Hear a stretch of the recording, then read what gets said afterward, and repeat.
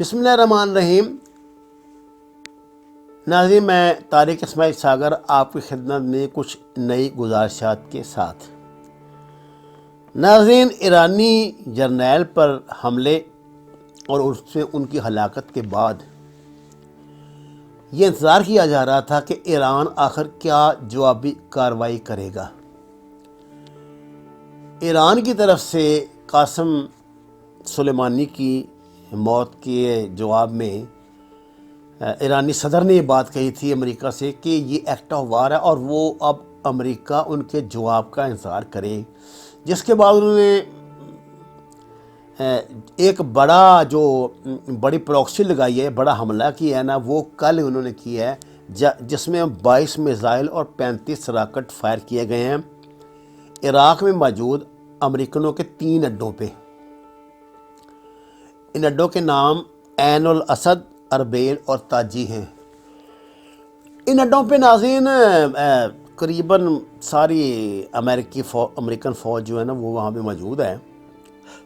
یہ خیال رہے کہ قریباً 13,000 جو فوجی ہیں وہ اس ایریا میں موجود ہیں، جو امریکن فوجی ہیں۔ ایران نے دعویٰ کیا ہے کہ اس حملے میں 80 امریکی مارے گئے ہیں، جبکہ انڈین نیوز ایجنسی ANI نے اس کی تصدیق کی ہے اور دنیا کی دیگر نیوز ایجنسیوں نے تھوڑی یا کم تعداد کے ساتھ اس کی تصدیق کی ہے۔ امریکن یہ کہتے ہیں کہ صرف ہمارے 6 فوجی مارے گئے ہیں۔ بات یہ ہے ناظرین کہ اس وقت عراق میں 5,000 اور قریباً 14,000 اس کے نزدیک کے جو ہے نا جو چھوٹے مثلا بحرین میں، قطر میں، ادھر ادھر امریکہ کے فوجی موجود ہیں، اور سعودی عرب میں ان کی تعداد 14-15,000 کے نزدیک ہے۔ شام میں البتہ صرف ان کے 600 فوجی ہیں، اور بحرین میں جو 5th فلیٹ ہے اس کا یونائٹڈ اسٹیٹس کا، یہ اس کا ہیڈ کوارٹر ہے۔ 7,000 فوجی یعنی مرین جو ہیں وہ اس میں موجود ہوتے ہیں۔ اس حملے کی یہ حملہ بڑی شدت کا تھا، اس میں کوئی شک نہیں، جس کے بعد سے یہ کہا جاتا ہے کہ امریکنوں نے اور جو دوسری وہاں نیٹو افواج تھی انہوں نے پسپائی اختیار کر لی ہے اور وہ اس علاقے سے نکل کر محفوظ مقامات کی طرف جا رہے ہیں۔ کچھ ایجنسیوں نے دعویٰ کیا ہے کہ کویت سے بھی امریکن آج نکل جائیں گے، جبکہ کویت حکومت نے اس کی تردید کیا اور اس نے کہا کہ امریکن فوجی یہاں سے نہیں نکلیں گے۔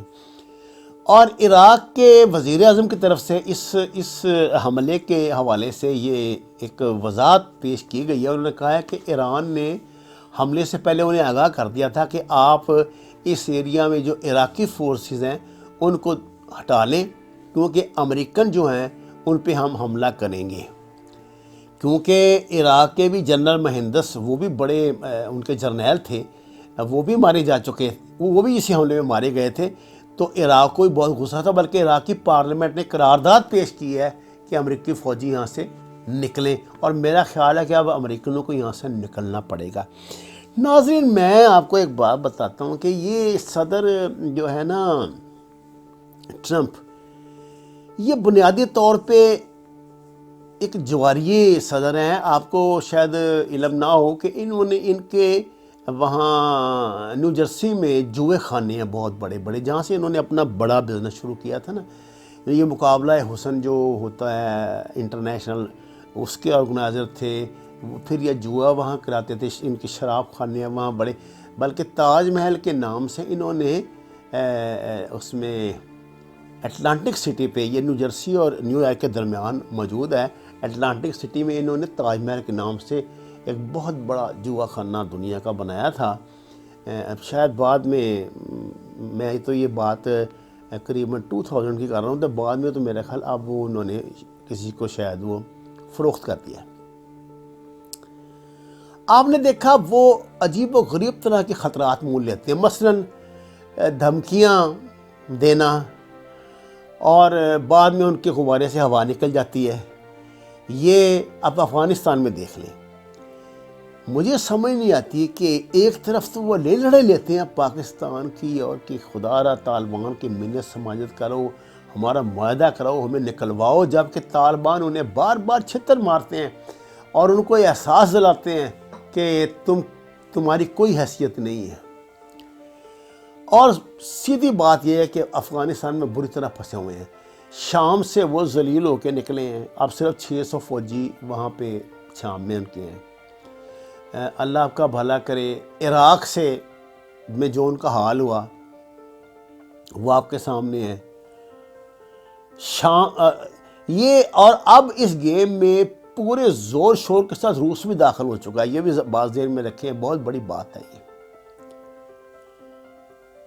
مجھے سمجھ نہیں آتی کہ کوئی ان کا حلیف اس خطے میں موجود نہیں۔ سعودی عرب نے امریکہ سے کہا ہے کہ آپ کی بڑی مہربانی ہے، آپ یہ لڑائی ہمارے گھر میں نہ لائیں، اس کو اپنے تک محدود رکھیں، ہم یہ کو افورڈ نہیں کر سکتے۔ اور پاکستانی وزیر خارجہ نے تو پارلیمنٹ میں اسٹیٹمنٹ دے دی ہے کہ جی ہم جو ہے نا اس لڑائی کا حصہ نہیں بنیں گے، اپنی سرزمین کو کسی کے خلاف استعمال نہیں ہونے دیں گے۔ اس صورتحال میں مجھے تو یہ جنون سمجھ نہیں آیا کہ انہوں نے کیوں ایرانی صدر پہ، ایرانی وہ آرمی چیف پہ یہ حملہ کر دیا، جبکہ وہ ایک سرکاری دورے پہ عراق میں تھے۔ شاید وہ کوئی ایڈونچر کر کے یہ دیکھنا چاہتے تھے کہ اس کے نتائج کیا نکلیں گے، اور نتائج انہوں نے دیکھ لیے۔ اب کل انہوں نے وہ کہہ رہے ہیں کل وہ ایک اسٹیٹمنٹ دیں گے، اسٹیٹمنٹ تو وہ ہر 15 منٹ کے بعد ایک ایران کے حوالے سے دے دیتے ہیں۔ لیکن ناظرین مجھے ایسا لگتا ہے کہ یہ بات صدر ٹرمپ کو ان کے جو بحی خیال نے سمجھا دی ہے کہ ایران سے پنگا لینے کا یہ مناسب وقت نہیں ہے۔ آپ کو پتہ ہے کہ وہاں ڈیموکریٹس نے بہت سختی قرارداد وہاں پیش کی ہے کہ ان سے صدر ٹرمپ سے جنگ جاری کرنے کا جو ان کے پاس اختیار ہے جنگ شروع کرنے کا، وہ ان سے واپس لیا جائے، اور کانگریس میں اس حوالے سے باقاعدہ ایک قرارداد بھی پیش کر دی گئی ہے۔ کیا ایک الیکشن جیتنے کے لیے امریکن صدر یہ سب کچھ کر رہا ہے؟ مجھے لگتا ہے کہ نہیں۔ یہ وہ جو بین الاقوامی کے دجالی ایجنڈا ہے، یہ اس کا حصہ ہے، اس کا حصہ ہے۔ یہ لوگ ادھر میڈل ایسٹ میں تباہی لانا چاہتے ہیں۔ یہ پہلے نے عرب سپرنگ شروع کروائی تھی، آپ کو پتہ ہے عرب سپرنگ کے جو اثرات نکلے، جو بیڑا غرق لیبیا کا ہوا، یہ عراق کا، اردن نے بعض جیسے تیسے اس کو کنٹرول کر لیا، جو شام کا ہو رہا ہے، اور جو یمن کی طرف سے سعودی عرب پر حملوں کی آئے روز حملے ہو رہے ہیں، اور اس سے پہلے بیروت میں جو کچھ ہو چکا ہے، یہ سارا کھیل اسی لیے رچایا گیا تھا۔ اب وہ اس کنٹینیوٹی کو جوڑنا چاہتے ہیں، اور یہ مجھے لگتا ہے کہ دیکھیے یہ تو بات صحیح، بالکل صحیح ہے کہ اس نے وہ جو تھا یہ اس کا 9/11 پہ جو امریکن پریزیڈنٹ نے یہ بیان جاری کر دیا تھا کہ یہ کروسیڈ ہے، یہ صلیبی جنگ کا وہ آغاز کر رہے ہیں، یعنی وہ اس کو یہ کہہ رہے تھے کہ یہ تھرڈ ورلڈ وار کا آغاز ہو گیا ہے۔ اگر یہ تھرڈ ورلڈ وار کا آغاز تھا تو مجھے ایسا لگتا ہے کہ یہ تھرڈ ورلڈ وار کا کلائمیکس ہے، اور پاکستانی وزیر خارجہ کا بھی یہ کہنا ہے کہ ہم اس سے متاثر ہوں گے ضرور، اور تیل کی قیمتوں کا بڑھنا، اسٹاک مارکیٹوں کا کریش کرنا، اور ایران کا جوابی حملہ۔ اور اب آپ کا کیا خیال ہے کہ ایران اس ایک حملے کے بعد ٹل جائے گا؟ سوال ہی پیدا نہیں ہوتا، اس بات کا سوال ہی۔ سعودی عرب، یہ دبئی، جتنے بھی وضاحتیں کرتے رہے ہیں، ایران باز آنے والا نہیں ہے۔ وہ بحرین میں، قطر میں، جہاں بھی امریکن اڈے ہوں گے وہاں اپنی پروکسی لگائے گا وہ۔ اور سب سے بڑی بات، ایران نے، آپ کو پتہ ہے کہ افغانستان کے ذریعے بڑے تعلقات اس نے افغان حکومت سے بھی اور طالبان سے بھی، دونوں اس نے فریقین سے بڑے ٹھیک ٹھاک تعلقات رکھے ہوئے ہیں، اور وہ یہاں افغانستان میں بڑی شدت سے جو کارروائی کرے گا، طالبان کی مدد لے یا طالبان کو مدد دے، امریکن فورسز کو نقصان پہنچائے گا جس کا اثر پاکستان پہ ہوگا۔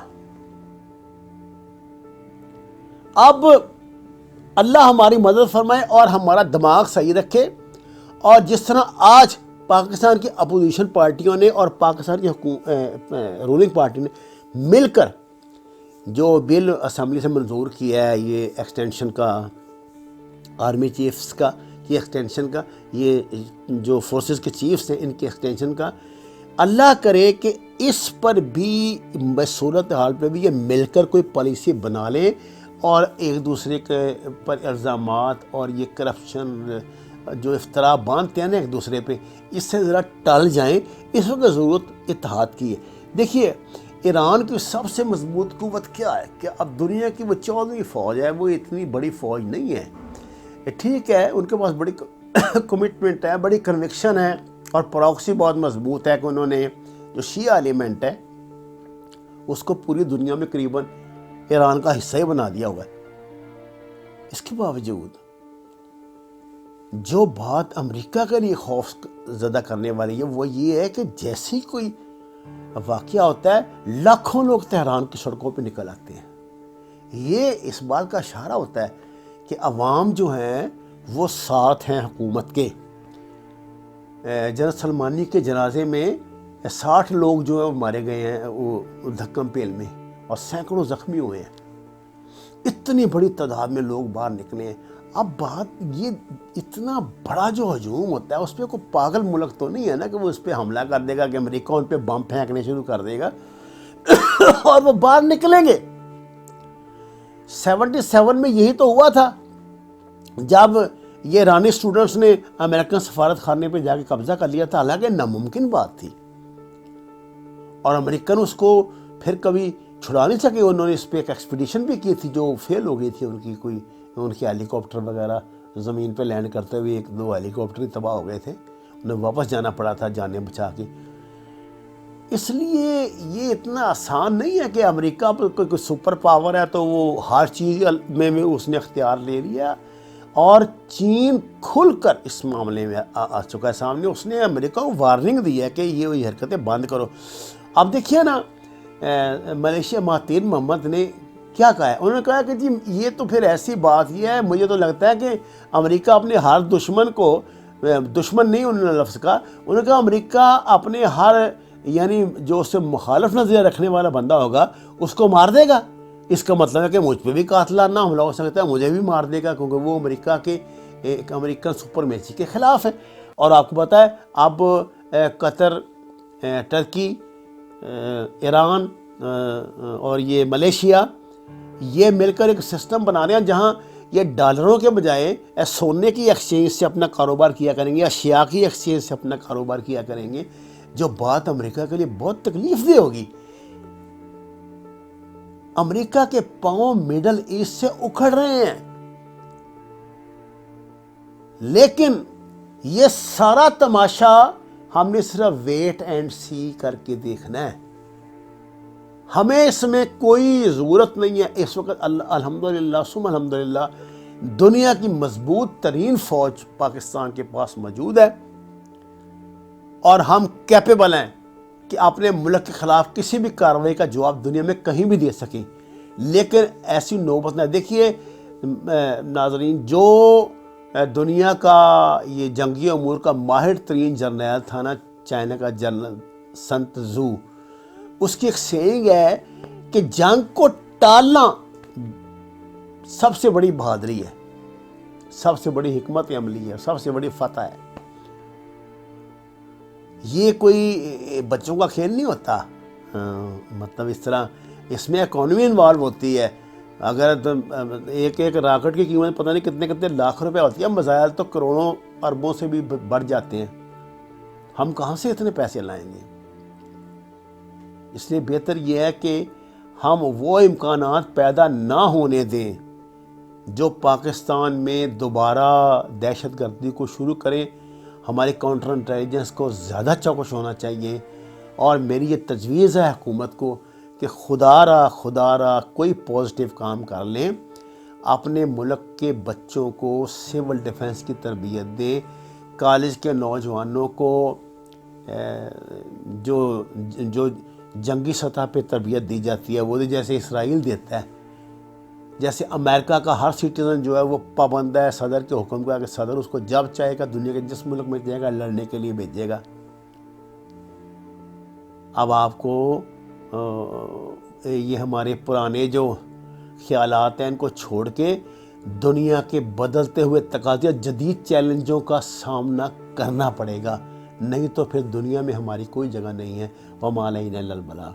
ناظرین، یہ میرا آفیشیل چینل ہے، آپ سے درخواست ہے اسے سبسکرائب کریں، شیئر کریں اور میری حوصلہ افزائی کریں۔ آپ کا شکریہ۔